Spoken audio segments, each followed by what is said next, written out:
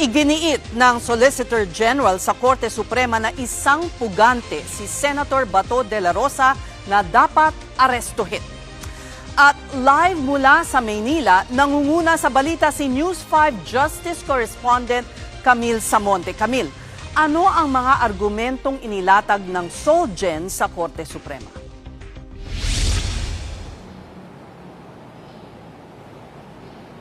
Iginiit ng Office of the Solicitor General o OSG na walang sapat na legal na basehan para pagbigyan ng hiling na Temporary Restraining Order o TRO ng kampo ni Senator Ronald Bato de la Rosa. Paliwanag ng OSG, maaaring ipatupad ang ICC warrant kay de la Rosa sa pamamagitan ng Executive Department. Alinsunod yan sa Republic Act 9851 o yung Philippine Act on Crimes Against International Humanitarian Law, Genocide and Other Crimes Against Humanity. Sa Section 17 ng naturang batas, pinapayagan ang mga otoridad na isuko ang isang akusado sa isang international court kung may gumugulong ng investigasyon dito. Hindi rin daw kailangan ng hiwalay na warrant of arrest mula sa lokal na korte para arestuhin ang senador.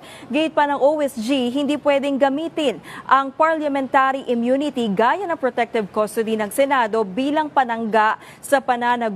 Ayon pa sa OSG, hindi dapat makinabang sa anumang judicial relief o tulong mula sa hukuman si De La Rosa dahil isa siyang pugante.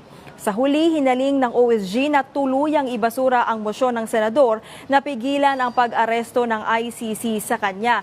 Kung babalikan natin, bago magkagulo sa Senado ay iniutos ng Korte Suprema sa OSG at sa kampo ni De La Rosa na magsumite ng komento tungkol nga dito sa TRO petition. Samantala, Camille, nakapagsumiti na rin ba ng komento sa Korte Suprema ang kampo naman ni Senator Bato?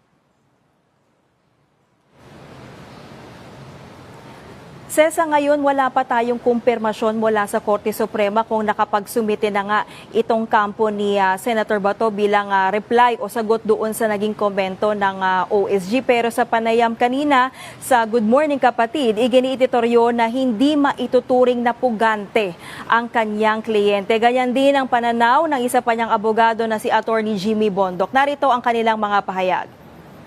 Ayaw nilang idaan sa korte. Bakit?